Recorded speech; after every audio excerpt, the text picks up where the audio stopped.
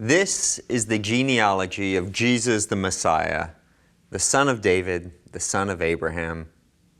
Abraham was the father of Isaac, Isaac the father of Jacob, Jacob the father of Judah and his brothers, Judah the father of Perez and Zerah, whose mother was Tamar, Perez the father of Hezron, Hezron the father of Ram, and so on and so on.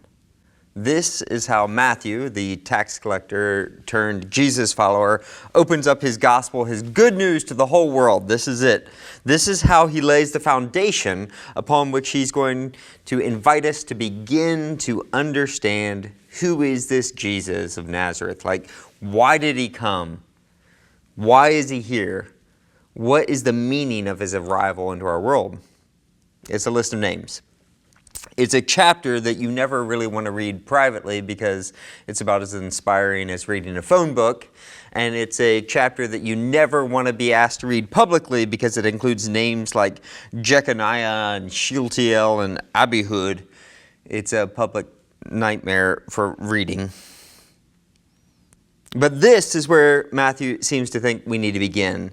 So he proceeds to lay this list of names over these three major movements of the history of God's people. If you look at the text in Matthew chapter 1, he breaks it up into three sections. The first is from the time of Abraham to the monarch David, so from about 2000 BC to 1000 BC.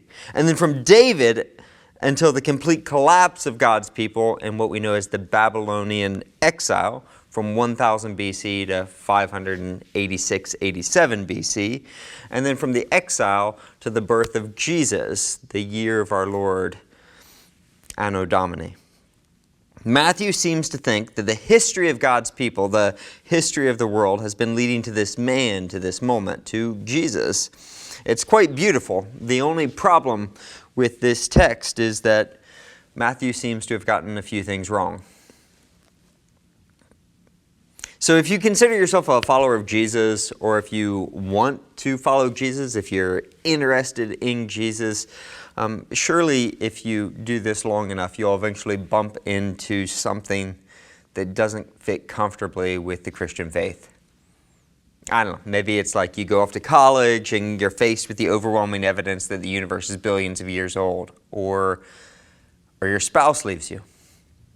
Or you become close friends with an atheist who happens to be a better person than anyone you knew at church. Or your kid comes out as gay. Or you just read the Old Testament.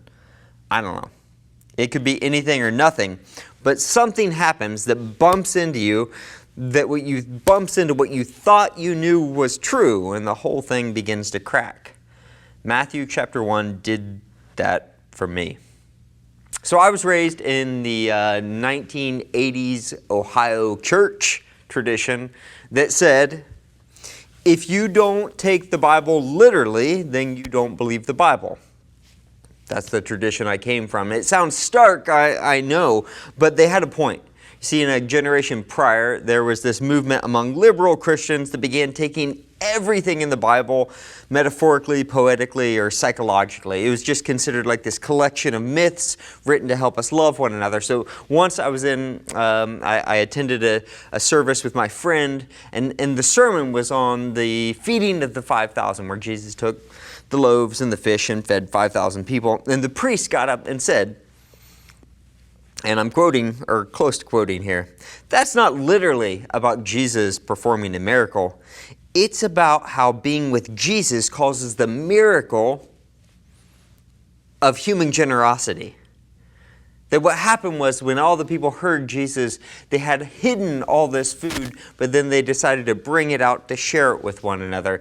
That's the miracle of human generosity that happened in the feeding of the 5,000. And I remember even as a kid sitting there listening to that sermon and thinking, that's dumb.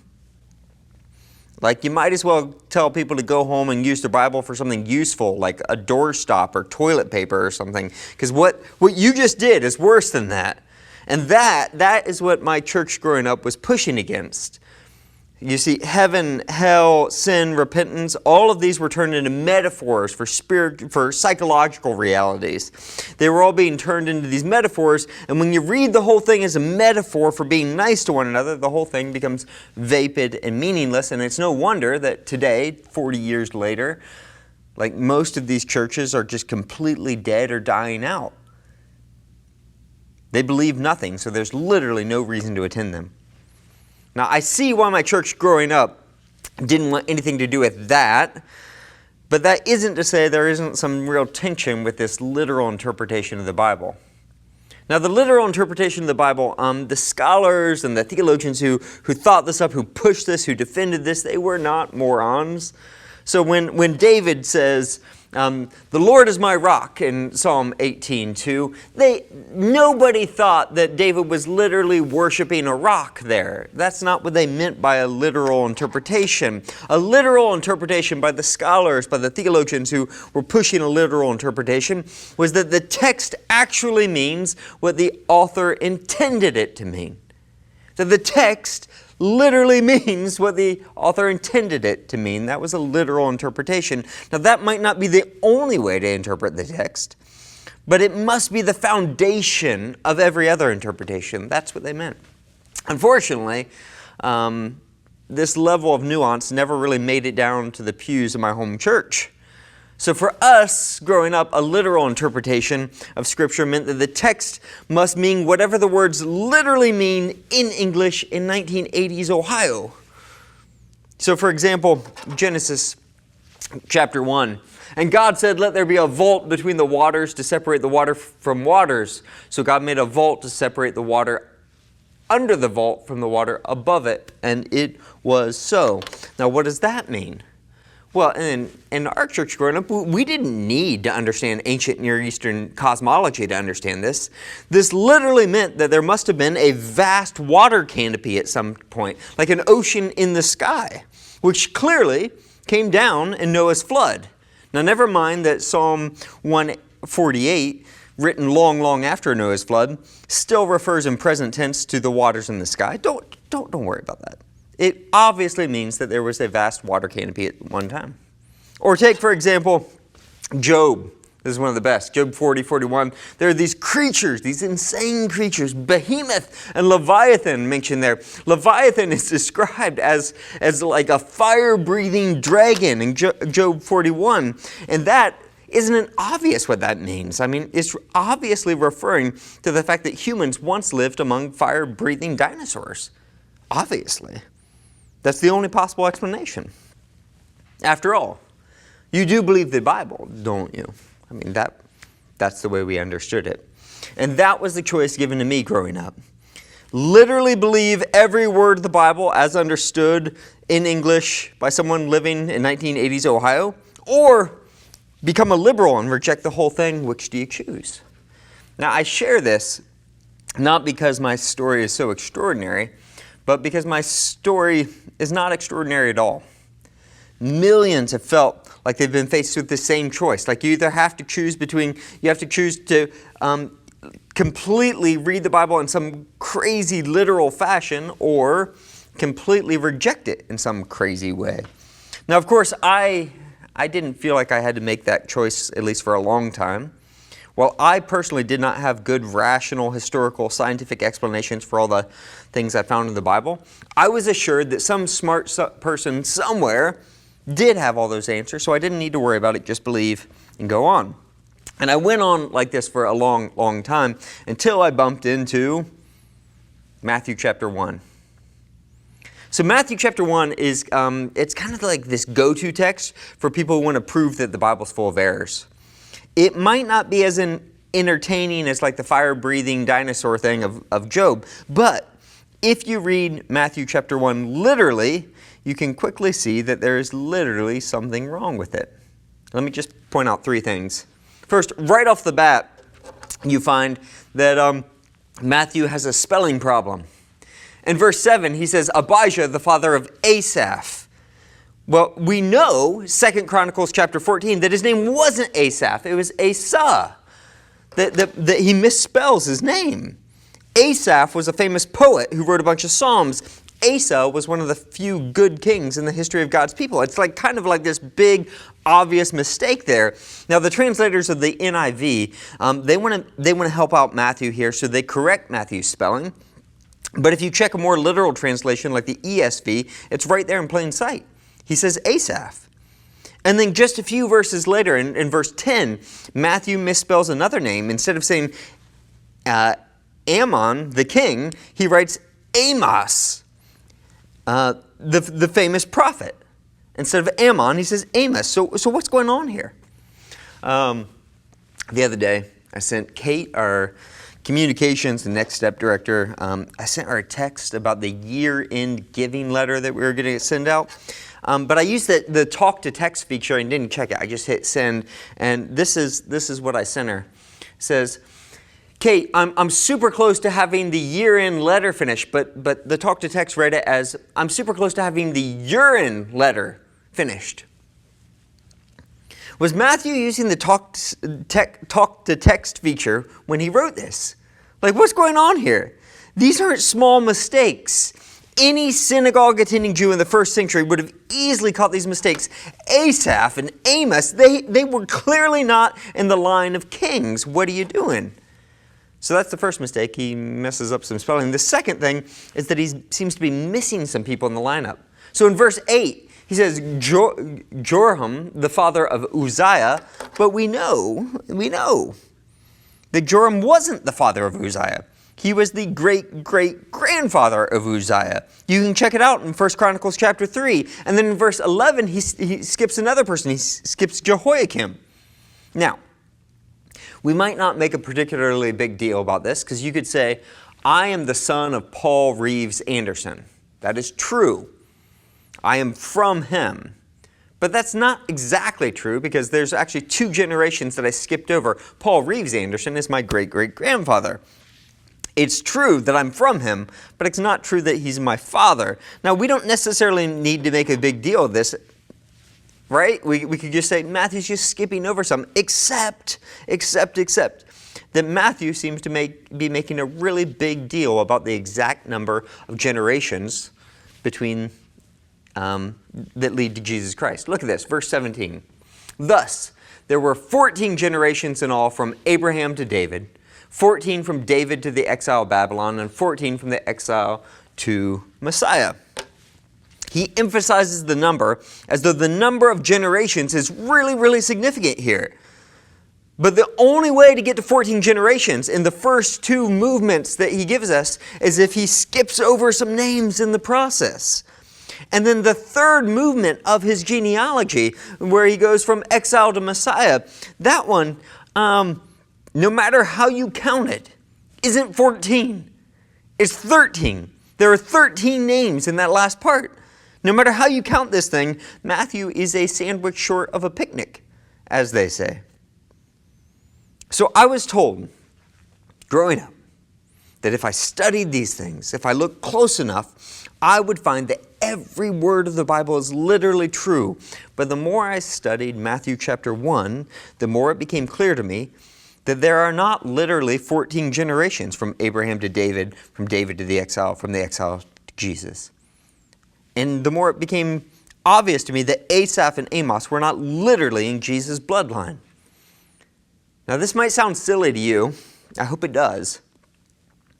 But at the time, it wasn't silly to me at all. It was devastating. I've been told my whole life that if you didn't believe every single word of the Bible was literally true, then you couldn't believe the Bible at all. And I felt like maybe I was losing my faith over a genealogy. Now, while I doubt that many of you were ever as deeply concerned about the genealogical records of Jesus as I was, I know that many of you can relate. Many of you have experienced these doubts about the Scriptures, and I am deeply sympathetic.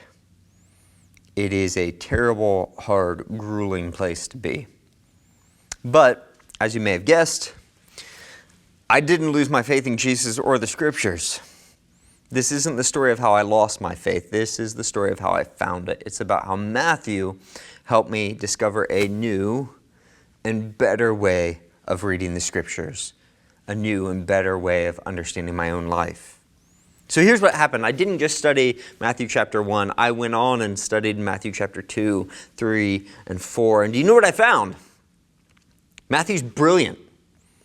I mean, every word is masterfully chosen. He is an expert in the Hebrew Scriptures. He pulls in these Old Testament references that are loaded and layered with meaning, and then he intricately weaves them together to reveal that Jesus is the fulfillment of the whole Old Testament. The prophecies, the poetry, the promises, the history, the laws, all of them. He shows how they point to Him.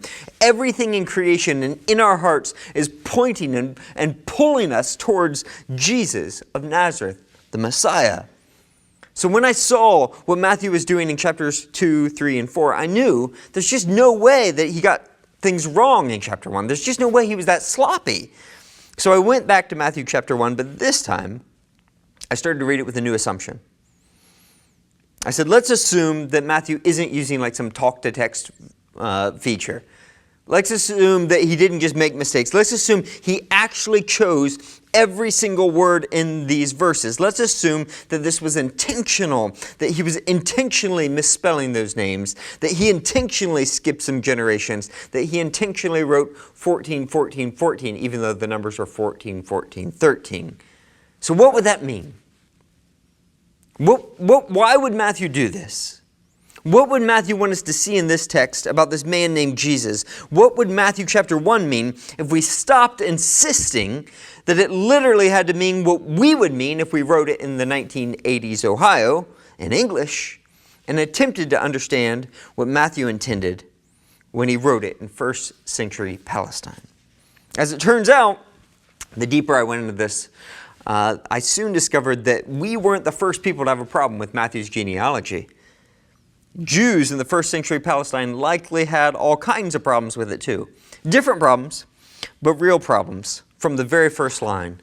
So the very first line reads like this. This is the genealogy of Jesus the Messiah. Literally in Greek it says, the book of the Genesis of Jesus. Now, if you're a good Jew, if you've attended synagogue your whole life, this is going to sound familiar. This is going to sound really familiar. In fact, if you've attended GVF for the past few months, this is going to sound familiar to you as well. This is a phrase that gets repeated again and again and again in the book of Genesis. So Genesis chapter 5 reads, this is the book of the genealogy of Adam. Chapter 6, the book of the genealogy of Noah. Chapter 10, the book of genealogy of Shem. The book of genealogy of Terah. The book of genealogy of Isaac. You might recall from our Jacob series, if you were here, that in Hebrew, this phrase is toledot. Toledot. In the book of Genesis, toledot, that phrase, this is the book of genealogy, marks the next chapter in the book. That each chapter then follows the same basic pattern where it explains the genealogy and the lives that came out of this person. So ancient Hebrews, they did not think in terms of DNA or genetics the way we would. When they conceptualized genealogy, where you came from, they pictured it like this. A bunch of Russian dolls. You know, the kind that nest one inside the other. So Seth is inside of Adam, and Adam is inside of Enosh, and Enosh is inside of Seth, and on and on and on. In this sense, all of humanity nests inside of the original father, the original one in the genealogy. So, in this sense, all of humanity, in a Hebrew sense, is present in Adam. He is the Genesis. He is the beginning of all people. This is why the Apostle Paul can say in Romans 5 that in Adam we all die. We are in Him when He ate the apple. There's a sense in which all of us are in Adam.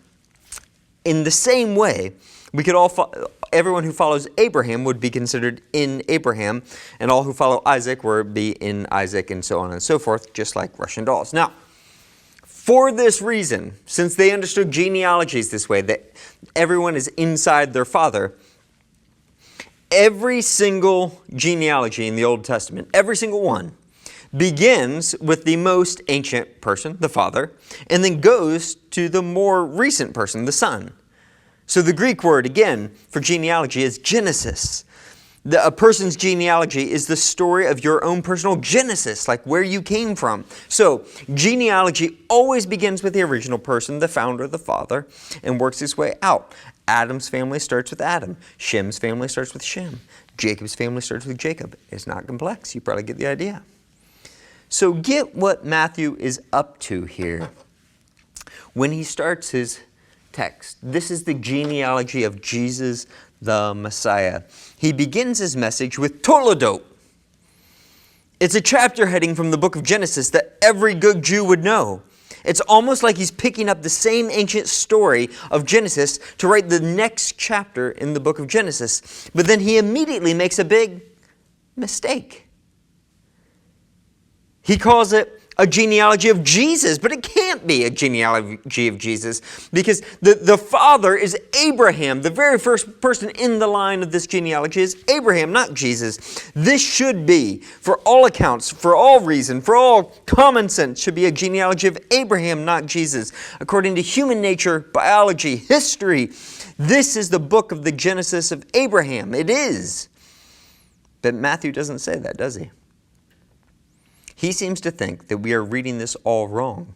He seems to be quite certain that this is the book of the Genesis of Jesus, that Jesus is the beginning, the founder, the origin. He seems to think that everyone on this list is there because of him.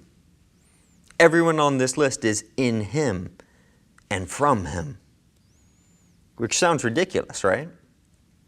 I mean, the only way Jesus could be the Genesis of Abraham as if he somehow existed before Abraham. It's almost like he's saying Jesus isn't the result of biological processes or human mating, but he picked his own family tree. It's almost like he has no concerns about just speaking a historical truth, but he's teaching us a spiritual truth about who Jesus is.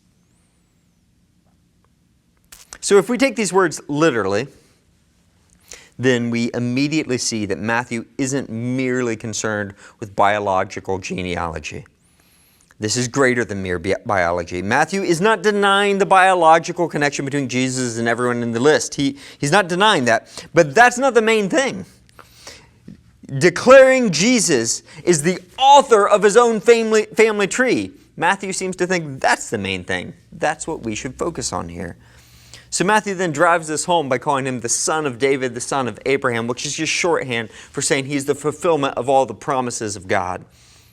That the promise that a king would come from the line of David, a promise to bless the whole world through a son of Abraham, all the promises of God culminate in Jesus. And then after this little introduction, Matthew does give us a list of people who are literally biologically related to Jesus, but he seems to be doing a lot more than that. So in the first section of the genealogy, which goes from Abraham to the time of David, it is the age of the patriarchs. But he famously includes some matriarchs in here, but not the ones you'd expect. So watch this. Abraham was the father of Isaac, Isaac the father of Jacob, Jacob the father of Judah and his brothers, Judah the father of Perez and Zerah by Tamar, and Perez the father of Hezron, and Hezron the father of Ram, and Ram the father of Amminadab, and Amminadab the father of Nahshon, and Nahshon the father of Salmon, not Salmon, and Salmon the father of Boaz by Rahab, and Boaz the father of Obed by Ruth, and Obed the father of Jesse, and Jesse the father of King David, and David was the father of Solomon by Uriah, the wife of Uriah. So, Tamar, Rahab, Ruth, and the wife of Uriah. As a general rule, you don't include women in a genealogy, at least not in an ancient Hebrew genealogy. You just don't do it. The lineage is patriarchal. It goes through men. But if for some good reason you were to decide to include women in your patriarchal genealogy, you would logically include the four great matriarchs of the Jewish people: Sarah, Rebecca, Leah, and Rachel. That's who should be on this list. But Matthew, he comes up with his own list of matriarchs here. Get this. Tamar, the Canaanite who pretended to be a prostitute and seduced her father Judah. Rahab, the famous prostitute from Jericho. Ruth, the Moabite woman. who finds a wealthy Jew named Boaz passed out at a party, and she uncovers his feet. Not going to explain that one right now, but you get the idea. And then number 4, the wife of Uriah the Hittite. She's the one named Bathsheba. She was bathing on the roof, and King David saw her. And in the words of Leonard Cohen, your faith was strong, but you needed proof. You saw her bathing on the roof. Her beauty and her moonlight overthrew you. Hallelujah. Adultery, murder, lies, and a broken kingdom would follow that moment. So these matriarchs, these are not just women.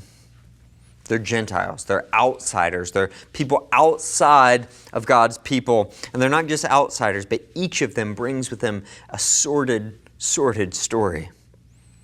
So if we take Matthew's first point seriously, that Jesus somehow formed or picked his own genealogy, then we're immediately faced with the fact that Matthew didn't just include these women because they're part of the historical record, but Jesus himself picked these women, these Gentile outsider women with a sordid past, to be in his genealogy. Jesus picked them.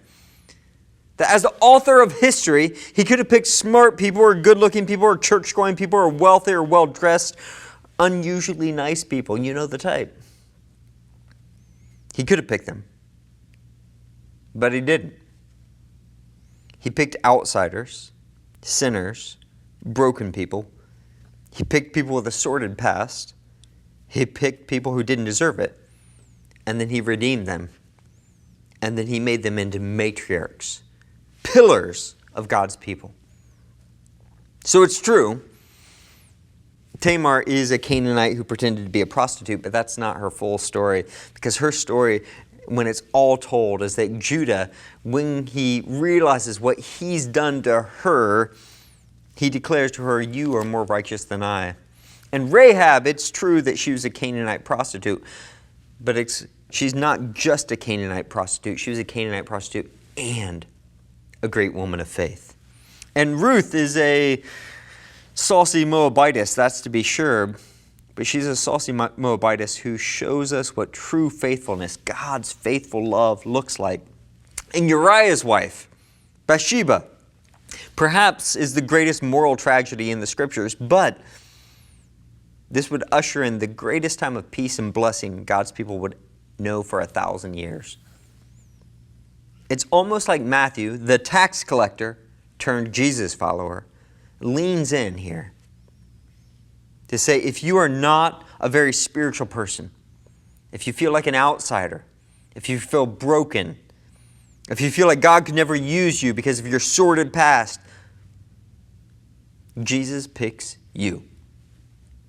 You're exactly the type of person that Jesus wants in his family. You're exactly the type of person that Jesus delights in. He could pick anyone, but he says, you're the one that I want.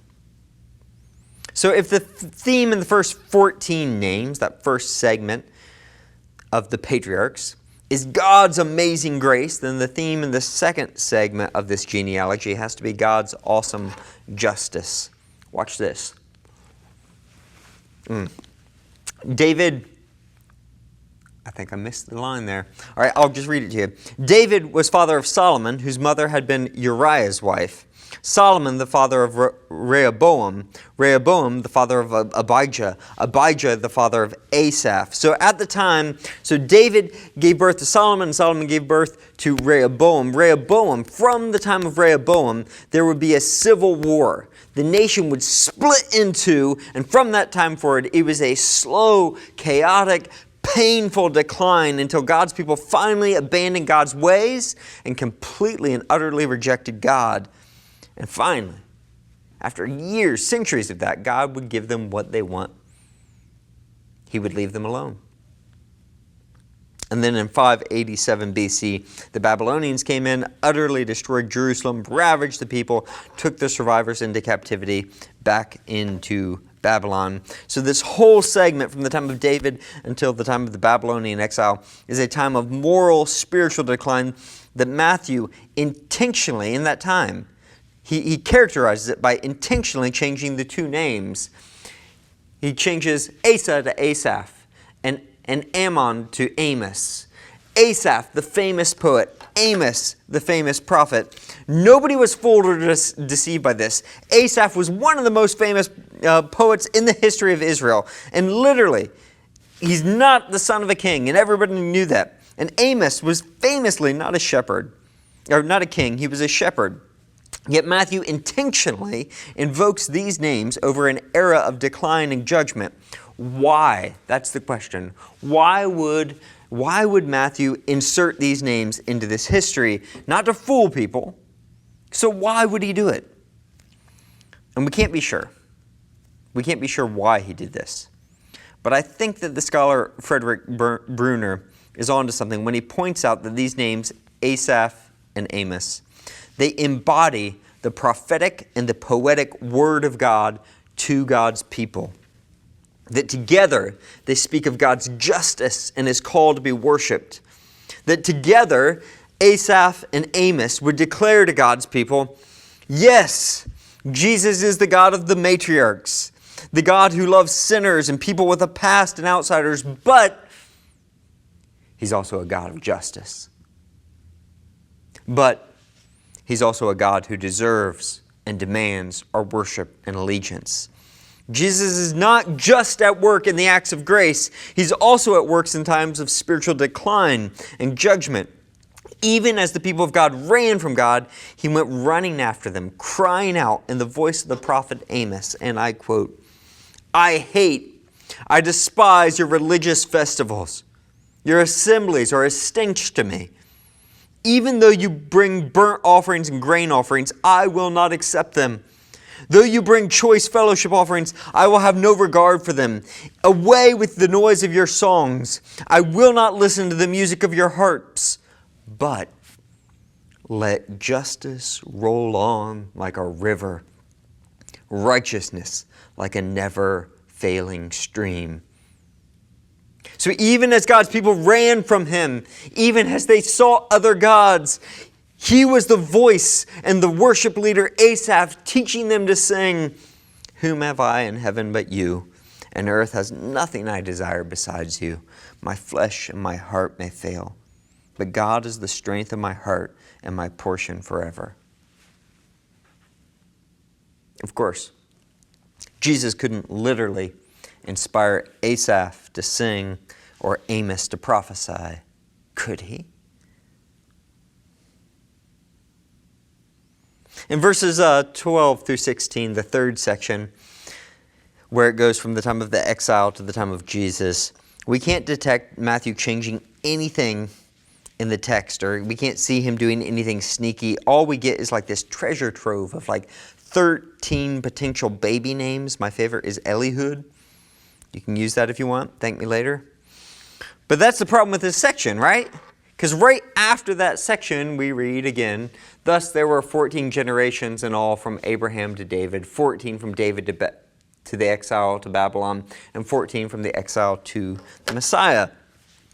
So, he says there's 14, 14, 14, but there's 14, 14, 13. What's the deal here? Can Matthew, is he really that bad at counting? So, assuming that he knows, and everyone who knows their Old Testament knows that he already cut some in order to make the 14s in the earlier sections, we have to assume that Matthew's point about 14, 14, 14 is about something other than the literal number of generations in each movement of God's people leading up to Jesus.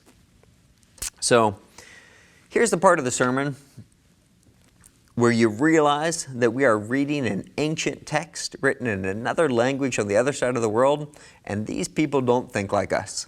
For some of you, this is going to be very, very difficult. Follow me here. Matthew does not view history as a series of events that can be objectively analyzed. He doesn't. Matthew is not concerned with giving us a comprehensive genealogy. I have to believe that Matthew is just as bored by genealogies as I am. Matthew seems to think that the historical facts in the genealogical records need to be, get this, interpreted. That you can know all the names and the historical facts, and all of them can be literally true. And you can know all the historical, actual, like this person was born here and here and here. But if you don't know what it means, if you don't see what God is doing in and through history, then the genealogy itself is meaningless. To personalize this just a bit, if you don't understand what God is doing in and through the events of your life is meaningless.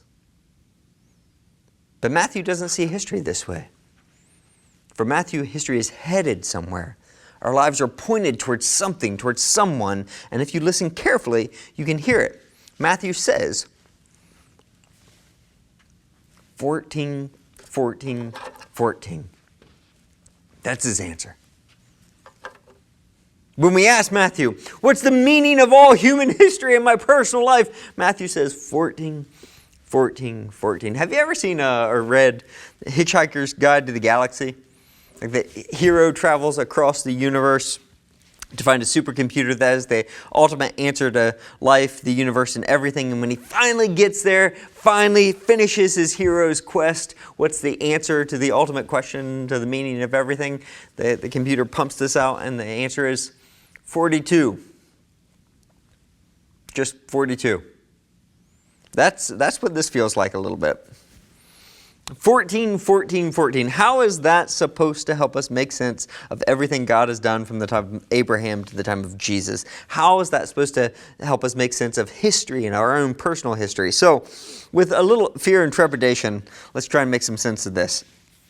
Ancient Hebrews, they did not use a separate number system. They did not have Arabic numerals the way we do. So you ask, how do they write numbers? And that is a great question. They used letters. So the Hebrew alphabet, it starts out like this, right? You got the Aleph, Beit, Gimel, Dalet, Hey, and Vav, all right?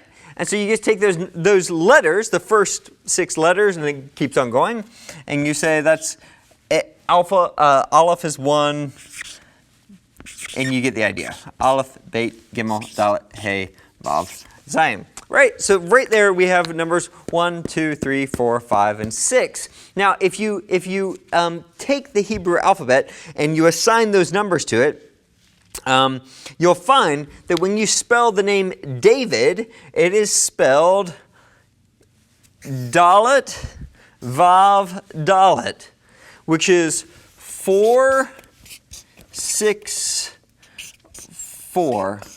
Which happens to just add up to 14.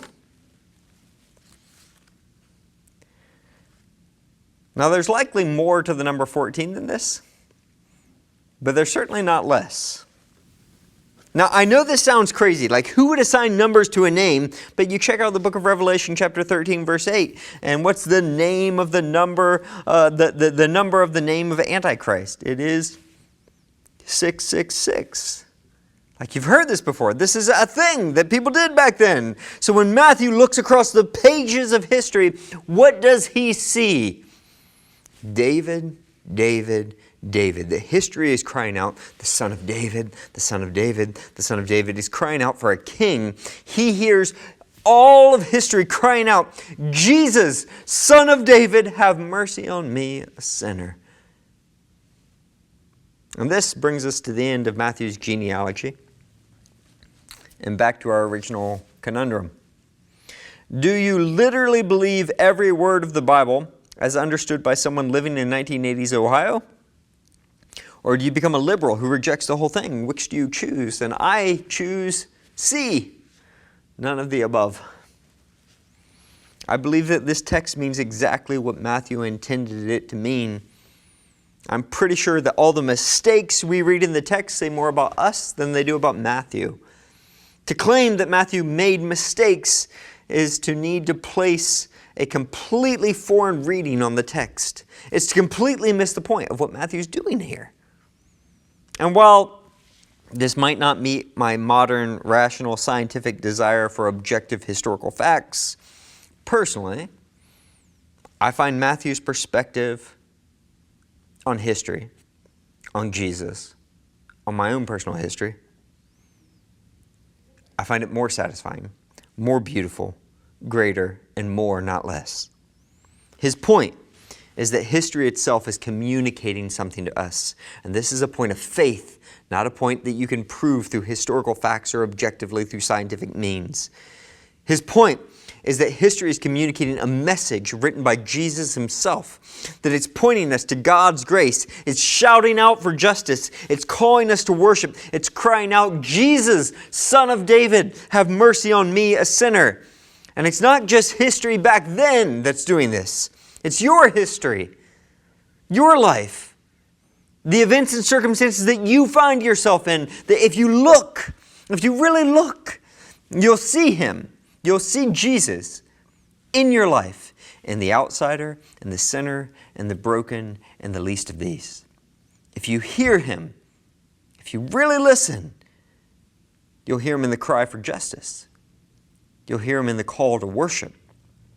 If you slow down long enough to listen, you will hear Him whisper over every page of your life, 14, 14, 14. Now, I'm not sure where you're at in your journey, whether you've been following Jesus a long time or just exploring this whole thing. But I want to extend to you an ancient invitation from Psalm 95. It's repeated 3 times in the book of Hebrews, chapter 3 and 4. It reads like this. Today, if you hear His voice, do not harden your hearts. If you hear His voice, if this message of grace speaks to you, if the cry for justice and worship is stirring something in you, if you hear His voice, do not harden your hearts. Thanks for joining us. Merry Christmas.